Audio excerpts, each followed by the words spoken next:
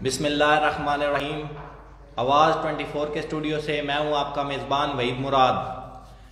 नाजरीन, अमन एक ख्वाब है। ये ख्वाब शायर, अदीब और दानिश्वर मालूम इंसानी तारीख से देखते चले आए हैं। शायरों और अदीबों के इन ख्वाबों ने इंसानी दुनिया में एक इनकलाब बर्पा किया है। आज हम आपकी एक ऐसे ही शायर से मुलाकात करवाने जा रहे हैं जो ये ख्वाब देखते हैं और इनकी ताबीर को तलाश कर रहे हैं। मेरे बहुत ही प्यारे दोस्त हैं, मेरी मुराद जनाब मोहम्मद अली हमजा तरड़ साहब। अस्सलाम वालेकुम तरड़ साहब। वालेकुम सलाम। तरड़ साहब क्या हाल है? जी ठीक ठाक, आप सुनाएं? ठीक है, ठीक ठाक। तरड़ साहब, शायरी का अदब में क्या मकाम है? सबसे पहले तो शुक्रिया कि आपने हमें ये प्लेटफार्म मुहैया किया। शायरी का अदब में मुकाम ऐसे ही है कि जैसा आप एक जिस्म में रूह ले लें। अगर आप एक जिस्म से रूह निकाल दें तो आपके पास मेरे हिसाब से तो कुछ नहीं बचता। तो शायरी का भी अदब में यही मुकाम। और उसके बाद आप तारीख़ का मुताला करें, जैसे कि आप स्टूडेंट हैं, तो तारीख़ में अदब में जो सबसे पहली कुतब हमें मिलती हैं वो शायरी की हैं। यानी कि जो हमारा अदब शुरू हुआ वो शायरी से ही हुआ। आप ले लें, वेस्टर्न ले लें, अपना ले लें, आप नहीं, आप पंजाबी ले लें। पंजाबी में आपको बाबा फरीद इन जैसे लोग मिलेंगे। तो ये मालूम हुआ कि जो अदब है ना, उसकी बुनियाद ही दरअसल शायरी है। अगर शायरी को अदब से निकाल दें तो पीछे बस चांदे का आपके पास रह जाएगा, वो कुछ भी नहीं। तरड़ साहब, ये बताएं कि शायरी की दुनिया में पंजाबी शायरी का क्या मुकाम है? पंजाबी शायरी जी, ये तो आप एक बड़ा एक हसास सा सवाल आपने कर दिया है। आप एक हिसाब लगाएं कि दुनिया की कोई भी कौम, कोई भी वो कौम हो, वो अपनी मादरी ज़ुबान के बिना तरक्की नहीं कर सकती। बिल्कुल।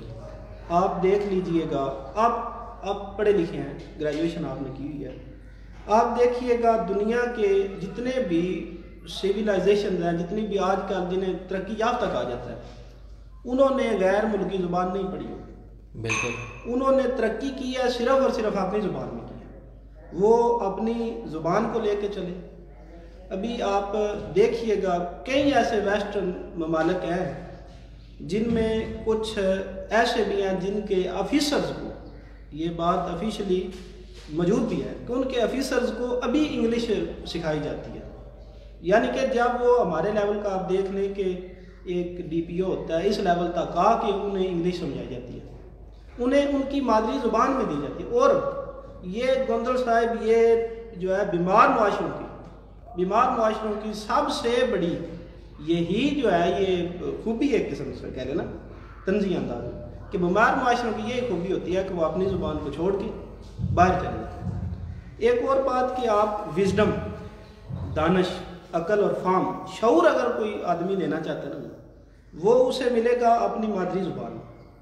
आपके पास मैं ये दावा कर सकता हूँ कि हमारे इधर आप चले जाएं सेंट्रल पंजाब में, आपको बेशुमार ऐसे लोग मिलेंगे जो कि इंतहाई अच्छे हैं, अकल उनके पास है, दानिश है, विजडम है, लेकिन चूँकि इंग्लिश क्या, इवन वो उर्दू भी ठीक से बोल नहीं सकते, लिहाजा उन्हें वो उनका मुकाम नहीं दिया जाता। अगर आप चाहते हैं कि आप अपने जो है एक अपने मुआशरे को ऊपर लेके जाएं, तो आपको अपनी मादरी ज़ुबान पे काम करना है।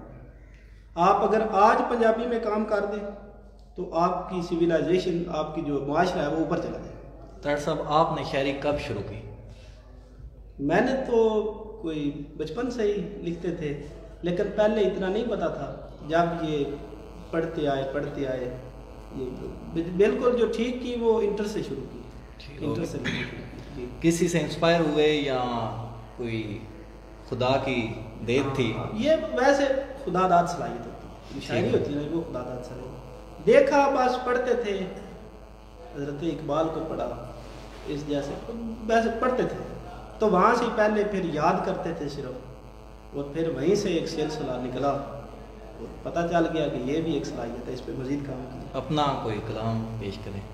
جی میں بیسیکلی جو ہے نا وہ یہ ایک چیز کا اعتراف کروں کہ میں لکھتا پنجابی میں ہوں، اردو کو صرف تھوڑا تھوڑا لکھتا ہوں، وہ صرف اس لیے کہ آپ کو پہلے جو بات کی ہے نا کہ کوئی بھی قوم اپنے جو ہے نا وہ مادری زبان کے بنا آگے نہیں جا سکتی، تو آپ کو اردو کی میں ایک نعت سے شروع کروں گا جی کہ مانو جو ہدایت تو ہدایات سے بڑھ کر، کرم ان کا ضروری ہے کرامات سے بڑھ کر، تعظیم میں اٹھتے ہوئے ملکوں کو بھی دیکھا، ان کو بھی تو ملتا ہے مناجات سے بڑھ کر، قطاروں میں لگا دیکھا جو شاہوں کو مدینے، سرکار عطا کرتے ہیں خیرات سے بڑھ کر، دیکھا جو زمانہ تو سبق اتنا ملا ہے، ادب ان کا ضروری ہے آداب سے بڑھ کر، جنت تو ملے گی کر کام یہ حمزہ، اس گھر پہ عقیدہ ہو روایات سے بڑھ کر۔ سبحان اللہ۔ طرز صاحب میں نے دیکھا ہے کہ بہت سے شاعر اور ادیب لوگ مالی حالت سے بہت کمزور ہوتے ہیں، جی اس کی کیا وجہ ہے کہ وہ مالی حالت سے کیوں کمزور ہوتے ہیں؟ یہ میں عرض کر چکا ہوں، بیمار معاشروں کا یہی ہوتا ہے۔ آپ یقین جانیے گا سینٹرل پنجاب آپ یہ دیکھ لیں گے جو اضلاع ہے ہمارے ادھر، اتنے بیٹھے ہوئے ہیں کامیاب، اور ایسی انہوں نے پوئٹری کی، ایسے ان کے پاس وزڈم ہے، لیکن صرف وہ کوئی نا اتنا ان کو پروموٹ نہیں کیا گیا، کیوں؟ ان کے پاس بیسک جو چیزیں ہیں نا ان کی تعلیم کی تھوڑی سی کمی ہے، تو یہ اب جو ہے نا یہ حق اسٹیٹ کا بنتا ہے۔ اگر آپ کے پاس ٹیلنٹ ہے، میرے پاس ٹیلنٹ ہے، کسی اور کے پاس ٹیلنٹ ہے، اس کو اوپر لانا اسٹیٹ کی ذمہ داری ہے۔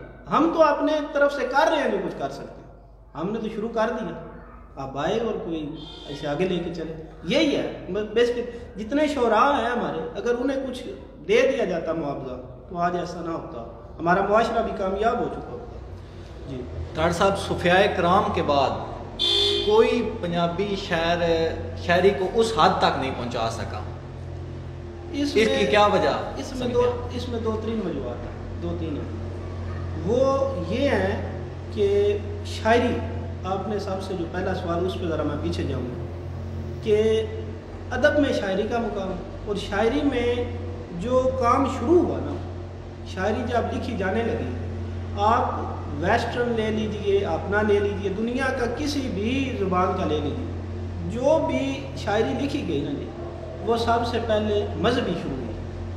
آپ نے آگے آپ دیکھیے مذہبی شاعری سے شروعات ہوئی، لیکن آہستہ آہستہ وہ لوگ نا ایک چیز سے بیزار ہو جاتے ہیں، پھر انہوں نے کہا کہ نہیں جی مذہب سے ہٹ کے تھوڑا سا اور اس میں کوئی چیز شامل ہونی چاہیے، تو وہ جو ہے انہوں نے ایک اور ایڈ کر دیا، پھر موضوع بدلتے چلے گئے، اور بالآخر آج پھر شاعری کے موضوع بڑے ہیں، بہت سارے موضوع ہیں۔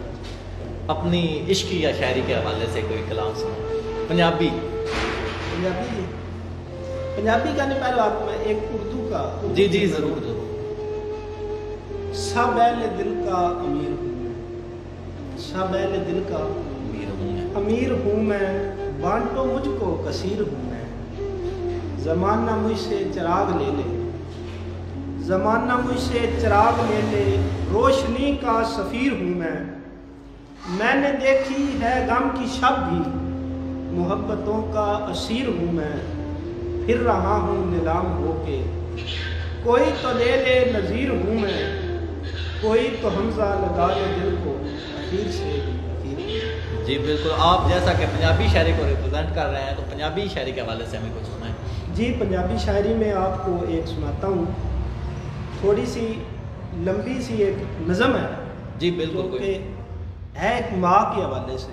ایک بیٹا جب اس کی ماں فوت ہو جاتی ہے تو اس کی قبر پہ جاتا ہے، تو وہ اپنی ماں سے نا کچھ باتیں کرتا ہے، وہ دیکھیے شاعر تو بس وہ اس کے پاس لفظ ہی ہوتے ہیں، تو وہ جب اس کی ماں فوت ہو جاتی ہے تو اس کی قبر پہ جاتا ہے، اور وہ اس کے حوالے سے یہ میں نے لکھی ہے کہ وہ اپنی ماں کو کہتا ہے، ایک واری تے آنی مائے گھر میں، ایک واری تے آنی مائے تیرا گھر وچ پا نہیں مائے، سد مارا نالے میں کرلاواں، رو رو منتاں ترلے پاواں، ویڑا آکھے میں نہیں ہونا، پلے رہ گئے ہو کے ہواں، سوک گئے نے سا نہیں مائے، ایک واری تے آنی مائے۔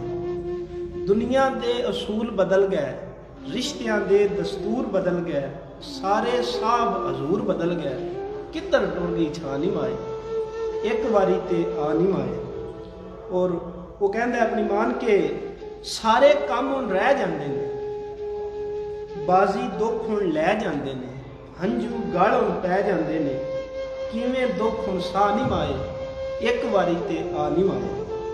اماں ہن میں ٹر چلے، وہ آخر چو قبر تو اٹھ لگا کہ اماں ہن میں ٹر چلیا، حمزہ گھر نو مڑ چلیا، درداں دے نال جڑ چلیا، کدی تے منہ دکھا نہیں مائے، ایک واری تے آ نہیں مائے، تیرا گھر وچ پانی۔ واہ، بہت اعلیٰ۔ ترٹ صاحب آپ نے اتنا مواد لکھا ہے اور اتنے عرصے سے لکھ رہے ہیں، کتاب چھپوانے کے متعلق کیوں نہیں سوچا؟ کتاب جی بس وہی میں نے آپ سے پہلے بھی عرض کیا ہے، باتیں جتنی بھی پھیر لیں ایک پوائنٹ پہ آ کے سینٹرل پوائنٹ پہ اکٹھی ہو جاتی ہیں۔ مواد ہے اتنا کتاب کا، لیکن ابھی بس ٹھیک ٹائم پہ اسے بھی انشاءاللہ شائع ہوگی، بہت جلد ہوگی۔ مواد بھی پورا ہے، نظمیں ہیں، غزلیں ہیں، اردو پنجابی مکس اپ ہے، دوڑے ہیں پھر ہمارے جو پنجابی کے خاص صنف ہیں وہ ہیں، وہ انشاءاللہ بہت جلد آپ کو کتاب بھی ملے گی۔ ترٹ صاحب اس پلیٹ فارم سے آواز 24 کے ذریعے، اس پروگرام سے طلوع شمس کے ذریعے آپ لوگوں کو کیا پیغام پہنچانا چاہتے ہیں؟ سر میں آپ کی وساطت سے یہی کہوں گا کہ خدا را آج آپ کے پاس ٹائم ہے اپنے ان نوجوانوں کی اور ان لوگوں کی جو آپ کی امداد کے طلبگار ہیں، ان سے کسی حد تک اپنے رشتے کو قائم رکھیں اور ان کی سپورٹ کریں۔ آپ جو پنجابی شعراء ہیں خاص طور پر، وہ بہت زیادہ جو ہے نا ان کی مالی حالت وہ کمزور ہے، تو آپ جتنی ہو سکے ان کو اوپر لائیں، ان کے جو ہے وہ مسائل کو حل کریں اور ان سے تعاون کریں، بھرپور تعاون کریں، اور نیا ٹیلنٹ جو ہے اس سے کی بھی جو اوپر بیٹھے ہوئے ہیں وہ رہنمائی بھی کریں اور انہیں دنیا تک پہنچائے بھی۔ ایسا نہ ہو کہ کہیں آپ بہت ہی خزانہ جو ایک بہت کسی کے پاس اسٹور ایک پڑا ہوا ہے بہت بڑا، اس سے آپ محروم رہ جائیں آپ۔ اور میں نے ایک نظم جو ہے وہ اردو کی لکھی ہے، یہ کرونا کے دن چل رہے ہیں اس حوالے سے۔ جی بالکل، تو وہ آخری ایک اردو کی نظم ہے کرونا کی کہ کرونا آج بیماری ہے، ڈرتی دنیا ساری ہے، کرونا سے نہ ڈرنا ہے، گھر میں بیٹھ کے لڑنا ہے، نہ اس سے ڈر کے مرنا ہے، آرڈر یہ سرکاری ہے، کرونا آج بیماری ہے۔ ہم نے اسے ہرانا ہے، پورے قوم کی ترجمانی ہے، ہم نے اسے ہرانا ہے، جیت کے سب نے دکھانا ہے، ہم یہ ثابت کر دیں گے سب کو قوم پیاری ہے، کرونا ایک بیماری۔ پاکستان قائم رہے گا، انشاءاللہ دائم رہے گا، حمزہ عزم یہ قوم کرے گی، یہی تو سرکاری ہے، کرونا آج بیماری ہے، ڈرتی دنیا ساری۔ شکریہ ترٹ صاحب۔ ناظرین، جیسا کہ آپ نے دیکھا علی حمزہ ترٹ صاحب نے بہت اچھا ریپرزینٹ کیا اور ان کی آوری کا ہم ان کی تشریف آوری کا شکریہ ادا کرتے ہیں۔ ناظرین، پنجابی شاعری کو وہ مقام نہیں مل رہا جو اسے ملنا چاہیے۔ ہماری مادری زبان ہے اور ہم نے اس کے ساتھ بہت برا سلوک کیا ہے۔ مہذب معاشرے کی پہچان ادب سے ہے اور ادب کی دنیا میں شاعری بہت بڑا مقام رکھتی ہے اور شاعری کی دنیا میں پنجابی شاعری بہت مقام رکھتی ہے، اور ہمیں شاعری کو، پنجابی شاعری کو پروموٹ کرنا چاہیے۔ اپنے میزبان وحید مراد کو اجازت دیجیے، اللہ حافظ۔